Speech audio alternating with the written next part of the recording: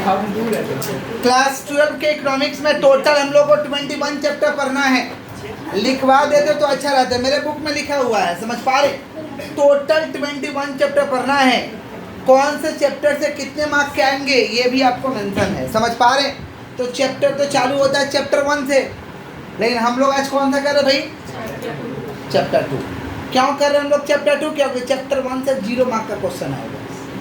Chapter 1 से कितना mark का आएगा? 0 मार्क का। इसलिए चैप्टर 1 हम लोग को नहीं पढ़ना है। पढ़ना कहाँ से? हम लोग को चैप्टर 2 से पढ़ना है। मतलब टोटल 21 चैप्टर है, जिसमें एक चैप्टर पहला हटा दीजिए, बचा कितना भाई? 20 चैप्टर। कितना बचा?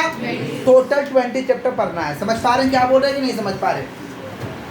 क्लास 12 में क्लास 11 के इकोनॉमिक्स को रिवीजन किया गया। रिवीजन का मतलब समझते हैं, कुछ टॉपिक को रखा गया है और बहुत सारे टॉपिक को नया एडिशन किया गया है। जैसे डिमांड क्लास 11 में भी पढ़े थे और क्लास 12 में भी है, तो कुछ कुछ टॉपिक क्लास 11 का टॉपिक को क्या किया गया है? रिवीजन किया गया है। मतलब मिला जुला कर। ऐसे 11 नहीं पढ़े तो दिक्कत होगा क्या? नहीं, बिल्कुल दिक्कत नहीं होगा। समझ पा रहे हैं क्या बोल रहे हैं? क्योंकि क्लास 12 में आप फ्रेश से पढ़ेंगे ही, चाहे आप 11 पढ़े हो या नहीं पढ़े हो, आपको मिलेगा यहाँ पढ़ने के लिए। समझ पा रहे हैं? तो हम लोग पहला चैप्टर कौन सा कर रहे हैं भाई? डिमांड। चैप्टर 1 क्यों नहीं पढ़ रहे? क्या पढ़ना जरूरी है? राम मंदिर का मैम लोग पढ़ा देगी, उससे कोई दिक्कत नहीं है। थोड़ा स्पेशल क्वालिटी होता है उधर। आइए, तो आप लोग समझ जाइएगा, ठीक है। आइए, हम लोग चैप्टर 2 से चालू कर रहे हैं। कौन सा चैप्टर है भाई? डिमांड। कितना मार्क का क्वेश्चन आएगा? 2 मार्क्स का क्वेश्चन आएगा। समझ पा रहे हैं? माने 2 मार्क का क्वेश्चन आएगा, यानी आपको समझ में आ ही रहा है कि आपको आंसर कैसा पढ़ना भाई? छोटा छोटा सा आंसर पढ़ना है। समझ पा रहे हैं क्या बोल रहे हैं? माने लॉन्ग क्वेश्चन याद नहीं करना है। देखिए, बच्चे क्या करते हैं कि 2 मार्क के क्वेश्चन के लिए बहुत ज़्यादा मेहनत करने लगते हैं। अब 2 मार्क का चैप्टर है तो स्वाभाविक सा बात है कि हमें कैसा क्वेश्चन पढ़ना चाहिए? छोटा छोटा आंसर याद करना है। अब बराबर आंसर याद करिएगा तो आप बेवकूफ़ी कर रहे हैं। समझ पा रहे हैं क्या बोल रहे हैं? बोलेगा मेहनत कर रहे हैं, मेहनत उसको नहीं बोलते हैं। आप मेहनत करके ही क्या करिएगा कि 2 ही मार्क्स आएगा। समझ पा रहे हैं? हम लोग को मेहनत तो करना ही है, लेकिन मेहनत के साथ स्मार्ट वर्क करना है कि जहाँ पे जितना ज़रूरत है उसको कंठस्थ रूप से हमको पढ़ना है। समझ रहे हैं क्या बोल रहे हैं? ये नहीं कि आप एक ही 2 चैप्टर पढ़ने में समय लगा दीजिए। हाँ, जहाँ लॉन्ग है वहाँ लॉन्ग के टाइप से आंसर पढ़ेंगे। समझ पा रहे हैं क्या बोल रहे हैं? क्योंकि क्या आप लोग जानते हैं कि गधा से मेहनत ज़्यादा कोई नहीं करता है। सबसे ज़्यादा अगर कोई मेहनत करता है तो मेहनत कौन करता है? गधा करता है। लेकिन गधा गधा है, तो आप गधा की तरह मेहनत करेंगे तो गधा कहलाएंगे। हम लोग को मेहनत करना है, लेकिन एक वे में करना है। समझ पा रहे हैं क्या बोल रहे हैं? मतलब स्मार्ट वर्क करना है आपको, समझे? अब 2 मार्क का चैप्टर है तो छोटा आंसर याद करना है, तो छोटा ही याद करेंगे, सीधा बात है। अगले टॉपिक पे आते हैं। चैप्टर 2 हम लोग डिमांड कर रहे हैं। कितना मार्क का क्वेश्चन आएगा? जोर से बोलो। सबसे पहले समझना जरूरी है, what is demand? What is demand? यानी मांग। डिमांड यानी डिमांड यानी क्या होता है? मांग होता है। समझ पा रहे हैं क्या बोल रहे हैं? डिमांड यानी क्या करना? बोलिए, मांग करना। तो डिमांड का डेफिनेशन है कि demand is the desire to purchase. बोलो, demand is the desire to purchase backed by the purchasing power. बोलो, backed by the purchasing power. Backed by the कौन सा पावर? डिमांड क्या भाई? किसी भी वस्तु को खरीदने का क्या है? इच्छा शक्ति है। समझ पा रहे हैं? उसे सपोर्ट कौन करता है? Purchasing power. सपोर्ट कौन करता है? Purchasing power. तो डिमांड का डेफिनेशन क्या है? Demand is the desire to purchase. बोलो, क्या बोले? Demand is the desire to purchase backed by the purchasing power. Backed by the purchasing power. याद रहेगा। देखो, किसी भी वस्तु का डिमांड होने के लिए, किसी वस्तु का डिमांड होने के लिए 4 चीज का होना जरूरी है। किसी वस्तु का डिमांड होने के लिए कितना चीज का होना जरूरी है? पहले डिजायर टू परचेज, माने खरीदने का इच्छा शक्ति उत्पन्न होना चाहिए। आपके अंदर खरीदने का इच्छा शक्ति क्या होना चाहिए? उत्पन्न होना चाहिए। दूसरा, परचेजिंग पावर आपके पास होना चाहिए। परचेजिंग पावर माने पैसा होना चाहिए। परचेजिंग पावर माने क्या होना चाहिए? पैसा। और टाइम। टाइम का मतलब जिस समय आपका इच्छा शक्ति उत्पन्न हुआ है उसी समय, टाइम। और एक और है willingness to purchase. Willingness to purchase का मतलब खरीदने का इच्छा शक्ति होना चाहिए। मतलब मन में डर नहीं होना चाहिए, खरीद लेना है बस, बात कर लो। ये सोच होना चाहिए कि हमें क्या करना है? खरीद लेना है। जैसे मान लीजिए एक व्यक्ति को मान लीजिए 10,000 का मोबाइल खरीदना है, तो खरीदने का इच्छा शक्ति उत्पन्न होगा कि मोबाइल खरीदेंगे। डिजायर टू परचेज, इच्छा शक्ति उत्पन्न होगा, मोबाइल खरीदेंगे। परचेजिंग पावर भी है, 10,000 रुपया उसके पास है, पैसा का कमी नहीं है। जिस समय सोच रहा है उस समय पैसा है, टाइम। भी उसका सपोर्ट में है, लेकिन उसको विलिंगनेस नहीं हो रहा। विलिंगनेस माने हिम्मत नहीं हो रहा, सोच रहा भाई नहीं खरीदेंगे तो खर्चा हो जाए, खरीदेंगे तो डर रहा है क्या वो डिमांड, क्या उस वस्तु का डिमांड होगा या नहीं होगा, समझ पा रहे, डर रहा है। जैसे मान लीजिए कोई बच्चा गया रास्ता में, उसको आइसक्रीम खाने का मन कर दिया, आइसक्रीम का दाम 10 रुपया है, तो खरीदने का इच्छा शक्ति उत्पन्न हुआ है, पॉकेट में उसको 10 रुपया भी है, जिस समय सोच रहा उस समय दोनों प्रक्रिया है, डिजायर भी है और परचेजिंग पावर भी है, लेकिन फिर मन में सोच रहा है खाएंगे तो खर्चा होगा, चोर नहीं खाते, क्या डिमांड होगा, डिमांड नहीं होगा। तो चारों एलिमेंट का होना जरूरी है, समझ पा रहे हैं क्या बोल रहे हैं। इसको हम कहते हैं इफेक्टिव डिमांड। दो भी लिखेंगे एलिमेंट तो चलता है, यही दो मेन है, desire to purchase plus purchasing power. जोर से बोलो, आपको कोई भी सामान लेना होता है तो मन में क्या होता है, पहले इच्छा शक्ति उत्पन्न होता है। ये बात किसको बोलते हैं, गार्जियन को। आप लोग किसको बोलते हैं, कुछ खरीदना तो गार्जियन को बोलते हैं। अब गार्जियन के पास परचेजिंग पावर होता है तो खरीद देते हैं, और नहीं परचेजिंग पावर होता है तो बोलते हैं कि हमारे कैपेसिटी के बाहर है, या कुछ गार्जियन बहाना कर देते हैं कि बेकार सामान है, नहीं लेना चाहिए, हम लोग को समझा दिया जाता है। समझ पा रहे क्या बोल रहे हैं। कुछ गार्जियन बोलते हैं कि नहीं वो सब नहीं खरीदना है, हमारे कैपेसिटी के बाहर है। समझ पा रहे क्या बोल रहे हैं कि नहीं समझ पा रहे, समझ रहे हैं ना। मान लीजिए अब सचिन को बाइक खरीदने का इच्छा शक्ति उत्पन्न हो गया, तो डिजायर टू परचेज, समझा। अब उसके पास परचेजिंग पावर है, स्टूडेंट है, उसके पास कहाँ से आएगा, मम्मी पापा से बोलता है, लेकिन मम्मी पापा के पास परचेजिंग पावर नहीं है, परचेजिंग पावर नहीं है, समझ रहे हैं। तो इसको दो तरीका से जवाब मिल सकता है कि ज़्यादा हीरोबाजी नहीं करना होगा, चुपचाप पढ़ाई करो, समझ पा रहे, कमाना तो अपना खरीदना, जब आलतू फालतू बात मत करो। नहीं तो दूसरा समझाया जा सकता है कि देखो अभी ठीक बात नहीं है, थोड़ा पढ़ लो तब बाद में खरीदाएगा। समझ पा रहे क्या बोल रहे हैं कि नहीं समझ। क्या डिमांड होगा, बाइक का डिमांड होगा, बाइक का डिमांड नहीं होगा। समझ रहे क्या बोल रहे हैं कि नहीं समझ रहे। अब कुछ गार्जियन होते हैं, बच्चा बोल दिया तो आज खरीदेंगे, वो खरीदेंगे एकदम, समझ पा रहे हैं क्या बोल रहे हैं कि नहीं समझ पा रहे, वो खरीद देंगे जाके, तो डिमांड हो जाएगा। क्लियर है क्या, पक्का। ये भिखारी लोग भी सोचता है कि फ्लैट में रहेंगे, क्यों नहीं रह पाता है, खरीदने की इच्छा शक्ति है लेकिन परचेजिंग पावर, समझे। या मान लो परचेजिंग पावर है, बहुत पैसा है, इच्छा ही नहीं करता है, तो क्या कर देंगे, बोलिए, नहीं कर देंगे। समझ पा रहे हैं क्या बोल रहे हैं कि नहीं समझ पा रहे हैं। तो डिमांड होने के लिए दोनों का होना जरूरी है। क्लियर, आगे बढ़े हम लोग। नेक्स्ट है हम लोग का डिटर्मिनेंट। एक बार डिमांड का डेफिनेशन रीटेक कर दो। Demand is the backed by the purchasing power, demand backed by the purchasing power। एक और डेफिनेशन हम डिमांड का सुनाए थे, demand refers to quantity demand, demand refers to quantity demand of a particular commodity, demand refers to quantity demand of a particular commodity in which buyer willing to purchase and able to purchase, in which buyer willing to purchase and able to purchase. Demand का मतलब होता है कि एक particular commodity को बाहर क्या करना है, क्या करना चाहता है, खरीदना चाहता है, और वो खरीदने में सक्षम भी है। खरीदने में क्या है, उसे डिमांड कहेंगे, बट यही डेफिनेशन याद रखिएगा, इजी पड़ता है। समझ पा रहे।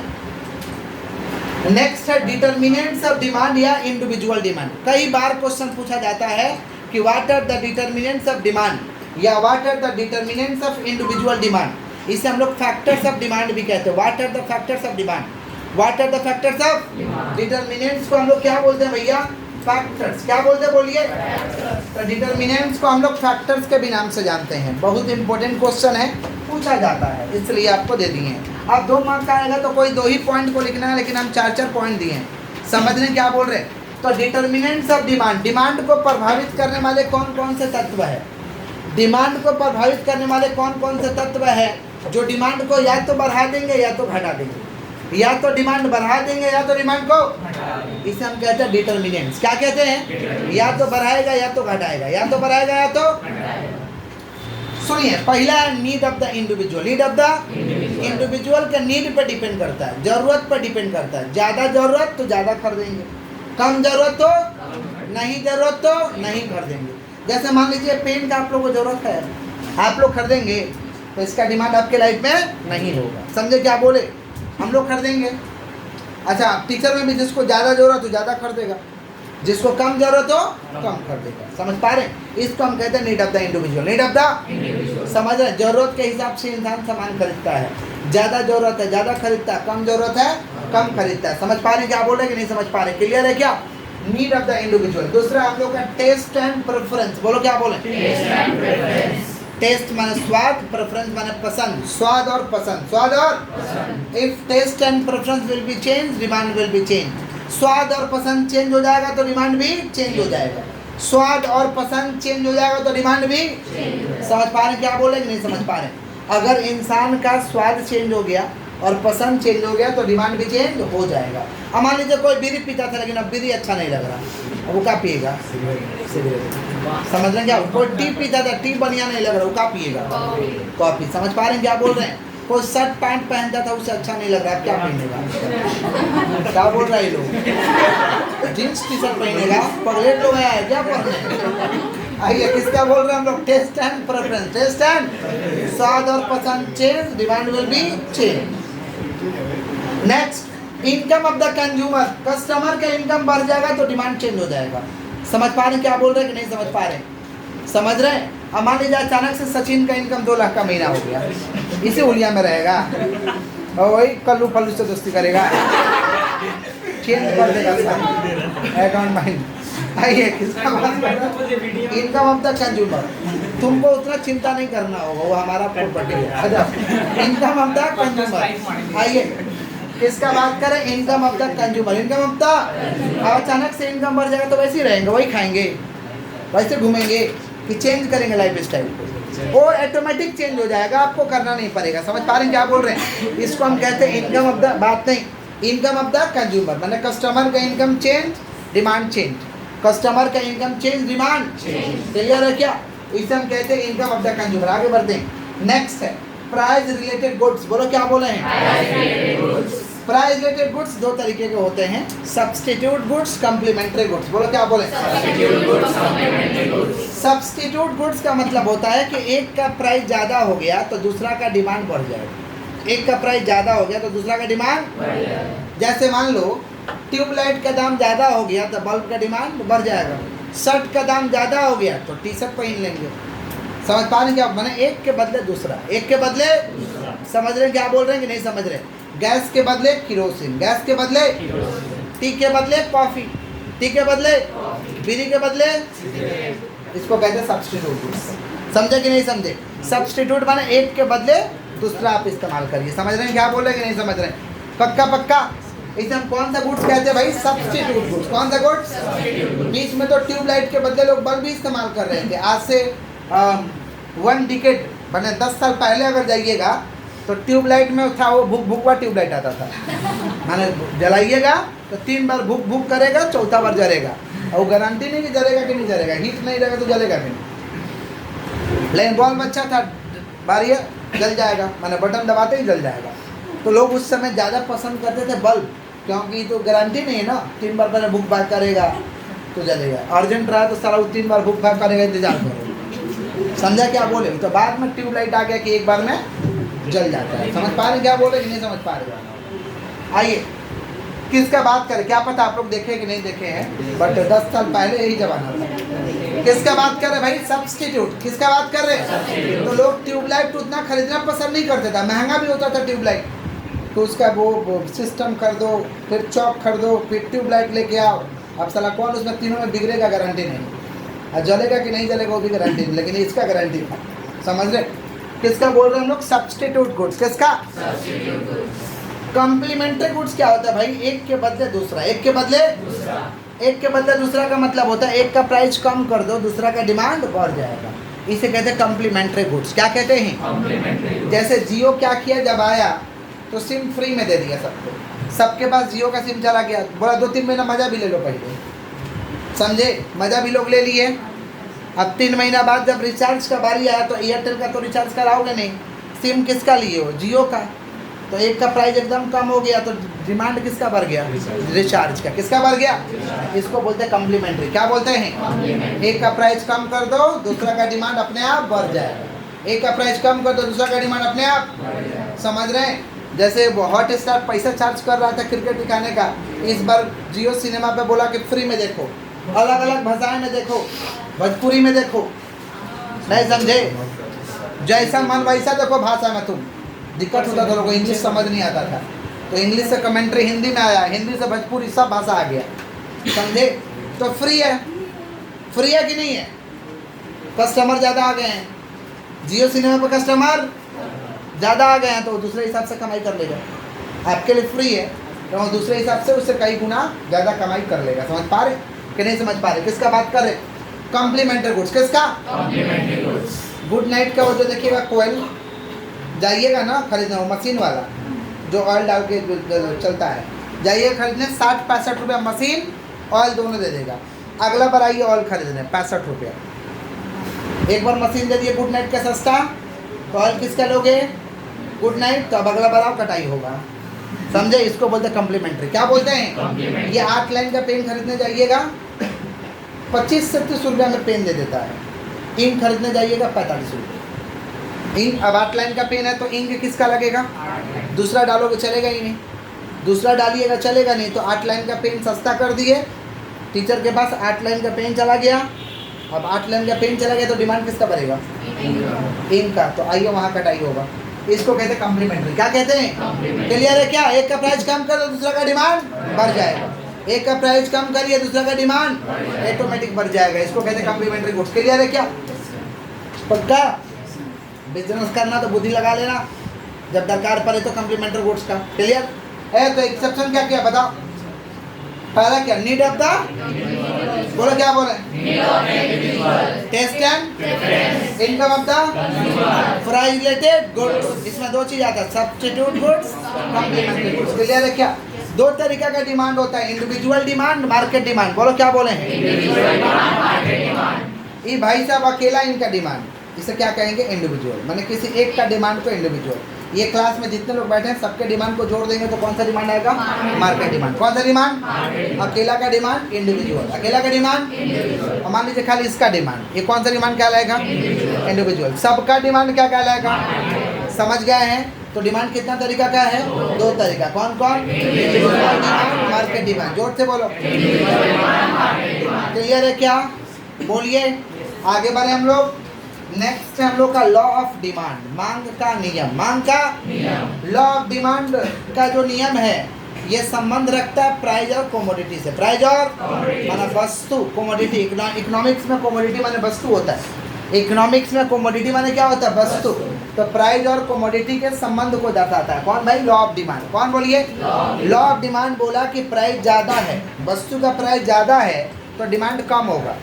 वस्तु का प्राइस ज़्यादा है तो डिमांड, और वस्तु का प्राइस कम है तो डिमांड ज़्यादा होगा। ये कौन बोला? Law of demand. कौन बोला? मैंगो का सीजन तो आ ही गया है, मैंगो पे ही एग्जांपल देते हैं। मैंगो का प्राइस देखिए अभी खरीदने जाइएगा ज़्यादा है, लेकिन खाने का मन कर दिया तो आप कितना लीजिएगा? प्राइस ज़्यादा है तो 1-2 पीस या 250 ग्राम, 1-2 पीस या 250 ग्राम। समझ पा रहे हैं क्या बोल रहे हैं? माने आप कैसा भी कस्टमर है तो आप कम लीजिएगा। समझ पा रहे हैं? तो प्राइस ज़्यादा है तो डिमांड, प्राइस ज़्यादा डिमांड। और जैसे ही मैंगो 20 रुपये के जी हो जाएगा, जिसको 250 लेना होगा वो 20 हो जाएगा। क्या 250 ले? बहुत गरीबी में खाएं, चलो 1 किलो खाते हैं। समझे? जो 1 किलो अभी ले रहा है वो कितना लेगा? 5 किलो लेगा। समझ रहे हैं क्या बोल रहे हैं? किसका बात कर रहे हैं हम लोग? Law of demand. किसका बात कर रहे हैं? तो प्राइस कम है तो डिमांड ज़्यादा है, प्राइस ज़्यादा है तो डिमांड, इसे हम कहते हैं लॉ ऑफ डिमांड। क्या कहते हैं? Other factor will be remaining constant. अन्य कारक स्थिर होना चाहिए, अन्य कारक स्थिर होना चाहिए। कभी कभी देखिएगा मुर्गी में बीमारी आ जाता है, सुना है ना? मुर्गी में बीमारी है, लोग मुर्गी खाना छोड़ देते हैं। जब मुर्गी खाना छोड़ देते हैं तो मुर्गी का प्राइस 50 रुपये के जी या 40 रुपये के जी आ जाता है। पापी दुष्ट लोग उसमें 40 वाला मजा लेता है जाके, बीमारी है तो कहा फिर खाएंगे। तो पापी दुष्ट लोग का बात नहीं चल रहा है। समझ रहे हैं क्या बोल रहे हैं? Genuine customer, genuine customer. क्या जेन्युइन कस्टमर खाएगा? नहीं खाएगा। प्राइस तो कम हो चुका है लेकिन अन्य कारक स्थिर नहीं है, तो जेन्युइन कस्टमर नहीं खाएगा।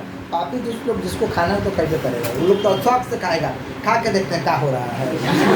रिस्क लेगा, एक से एक लोग। आइए किसका बात कर रहे हैं? Law of demand. किसका बात कर रहे हैं?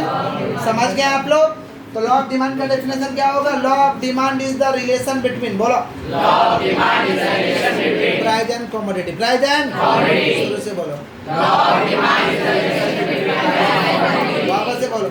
Law of demand is the relation between price and commodity. When price rises, when price rises, demand will be fall, demand will be fall, and vice versa। vice versa माने opposite, vice versa माने opposite, माने price fall demand will B rises, price fall demand will B rises. Other factor will be remaining constant, अन्य कारक स्थिर होना चाहिए। मान लो mango 5 रुपये के जी हो गया, फर्स्ट क्लास वाला मैंगो, लेकिन जो लोग भी मैंगो खा रहे हैं उसको घेगा का प्रॉब्लम हो रहा है, खाएगा? बोलिए, दुष्ट लोग का बात नहीं कर, दुष्ट लोग तो देखेगा, देखते हैं कैसे हो रहा है, पहले खाओ।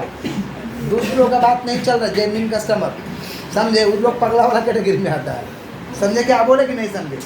किसका बात कर लोग? Law of demand. बोलो क्या बोले? तो अन्य कारक स्थिर होना चाहिए, समझे? अब देखिए, कोई खाएगा, पैसा कम भी हो गया तो कोई खाएगा, क्योंकि अन्य कारक स्थिर नहीं है।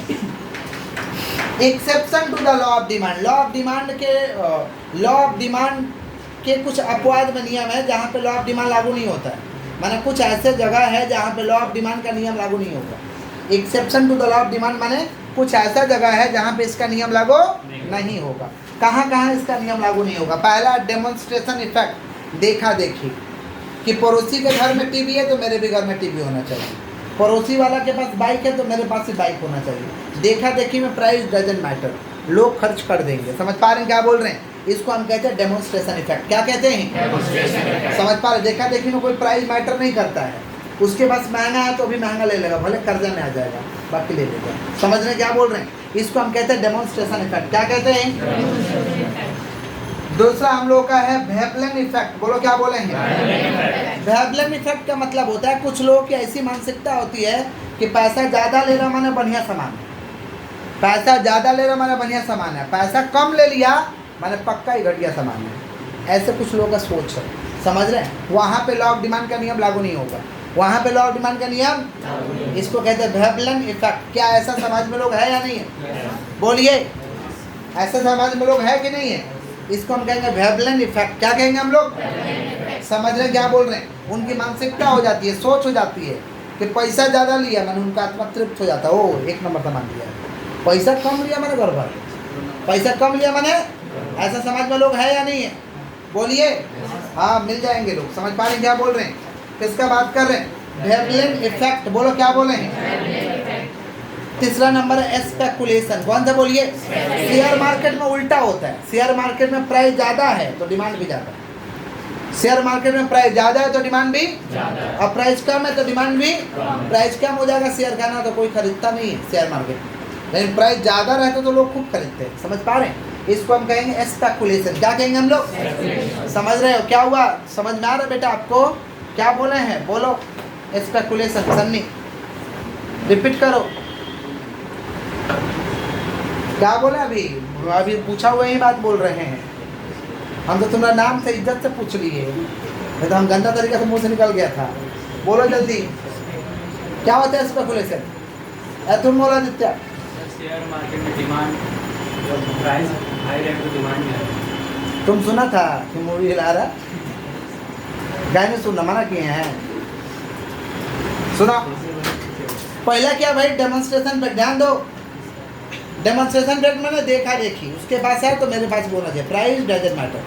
वेवलेन इफेक्ट का मतलब क्या होता है? कुछ लोगों को लगता है कि पैसा ज़्यादा लिया मैंने अच्छा मारा, तो उनके लिए लॉ ऑफ डिमांड का नियम लागू नहीं होता है। और फिर क्या? स्पेकुलेशन। क्या बोलिए? स्पेकुलेशन माने शेयर मार्केट। स्पेकुलेशन माने कौन सा मार्केट? शेयर मार्केट में भी उल्टा होता है। शेयर मार्केट में क्या होता है? प्राइस ज़्यादा है तो डिमांड कम है, और प्राइस कम है तो डिमांड नहीं, सॉरी, स्पेकुलेशन माने शेयर मार्केट उल्टा हो जाता है। यहाँ पे प्राइस ज़्यादा है तो डिमांड भी, और प्राइस कम है तो डिमांड भी कम है। किसका बात करें? स्पेकुलेशन। किसका? Gift and goods. सुनिएगा ध्यान से, गिफ्ट एंड गुड्स ना, ये लो क्वालिटी का गुड्स होता है। गिफ्ट एंड गुड्स जो होता है, ये कौन सा गुड्स होता है भाई? लो क्वालिटी का गुड्स होता है। समझ पा रहे हैं? गिफ्ट एंड गुड्स में क्या होता है कि जब प्राइस ज़्यादा होता है ना, जब प्राइस ज़्यादा होता है तो लोग, ये जहाँ टेस्ट किया गया था, सर रॉबर्ट ने इसे टेस्ट किया था गिफ्ट एंड गुड्स को, जहाँ पे टेस्ट किया गया था वहाँ 2 ही प्रोडक्ट था, एक पोटैटो और मीट था। पोटैटो था और मीट था। पोटैटो का दाम ज़्यादा होता था तो लोगों को लगता था कि पोटैटो ही बढ़िया चीज़ है, लोग पोटैटो खरीदते थे, मीट नहीं खाते थे। और जब मीट का दाम ज़्यादा होने लगता था तो लोग पोटैटो छोड़ देते थे, क्या खाते थे? मीट खाते थे। तो यहाँ क्या हो रहा है? प्राइस ज़्यादा हो रहा तो डिमांड भी ज़्यादा हो रहा है। ऐसे हम कौन सा गुड्स कहेंगे हम लोग? Gift and goods. क्या कहेंगे हम लोग?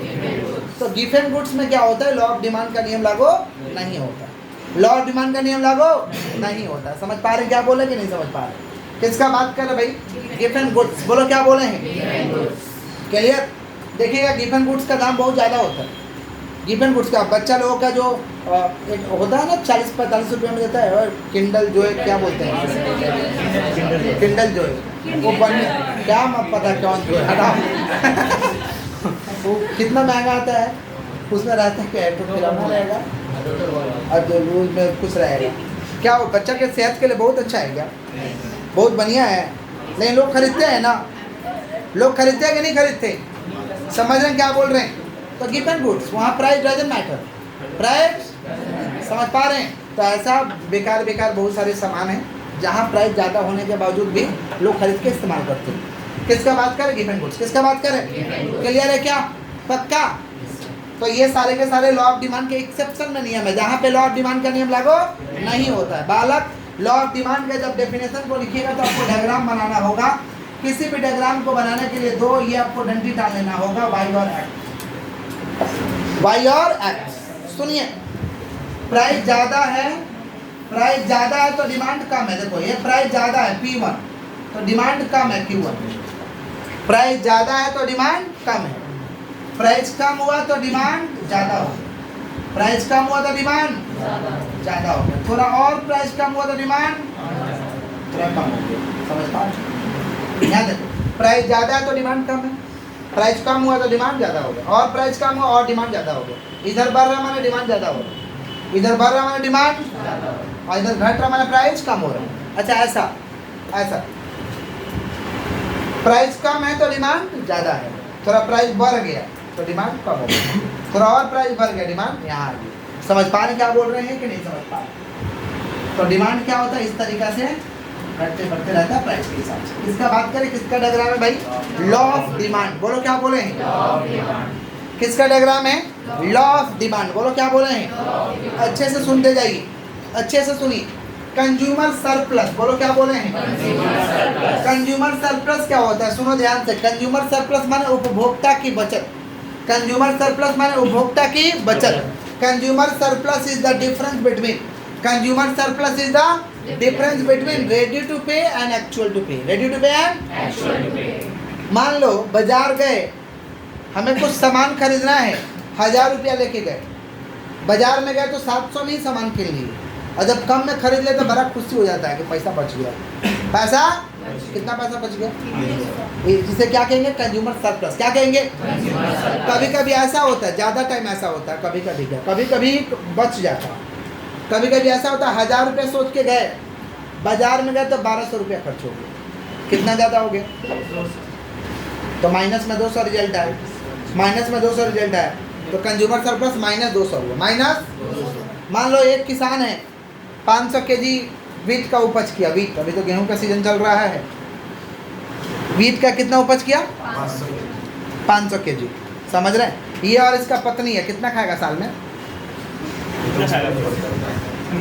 कितना खाएगा? 500 केजी तुम उगाया है, खेत में उपज किया है, कितना खाएगा तुम लोग?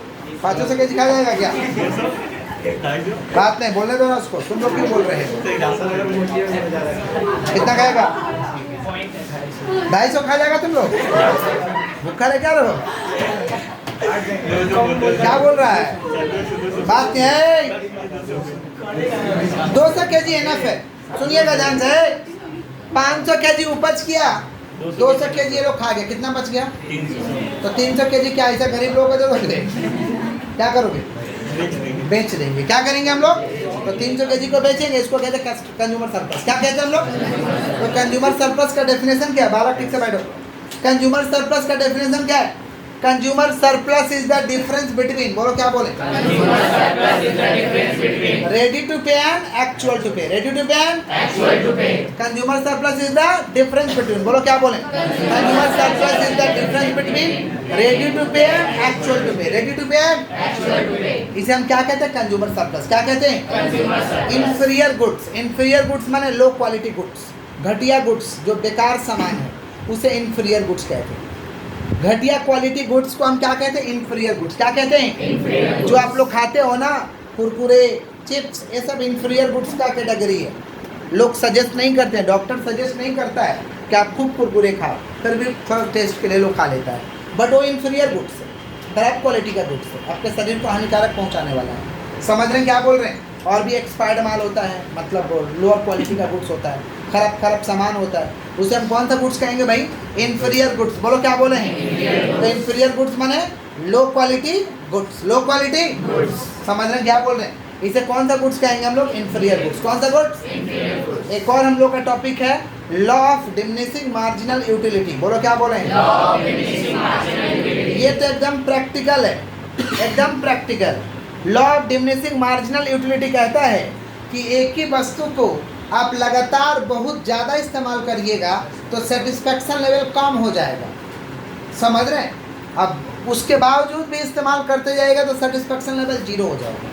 समझ पा रहे हैं? उसके बाद माइनस में चल जाएगा, निगेटिव भी हो जाएगा। किसका बात करें? Law of diminishing marginal utility. Law of diminishing, मान लो इसको चिकन खाना खूब पसंद है तो डेली चिकन खा रहा है, रेल के चिकन खा रहा है। कितना दिन खाएगा भाई? कितना दिन खाएगा? 10 दिन, 15 दिन। 15 दिन बाद ऐसा स्थिति हो जाएगा ना कि चिकन की तरफ से 6 महीना देखेगा ही नहीं, चिकन की तरफ इसको ताकने का मन नहीं करेगा, देखने का मन नहीं करेगा। क्यों? क्योंकि आवश्यकता से ज़्यादा यूज कर लिया है।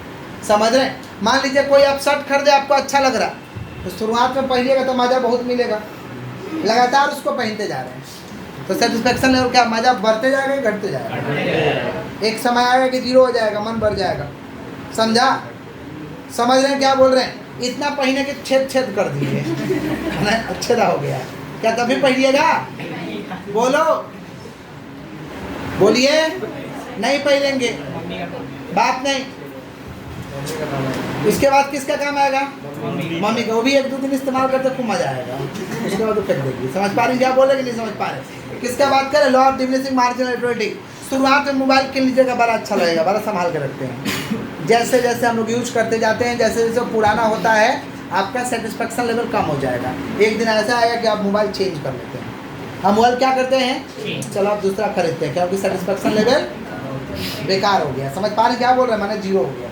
क्लियर है क्या? तो law of diminishing marginal utility का डेफिनेशन क्या है? When we are consuming more and more, when we are consuming more and more same commodity, then satisfaction level decreases. Satisfaction level, जब एक ही कमोडिटी को बार बार आप इस्तेमाल करिएगा तो सेटिस्फैक्शन लेवल कम हो जाएगा। इसको हम कहते हैं law of diminishing marginal utility. Law of diminishing clear है? जितना लेक्चर की एक बार पहले नोट कर लेते बोर्ड में तो अच्छा रहता, नहीं? तो नोट करो, नोट डायग्राम नोट करो, जल्दी से इरेज करना है।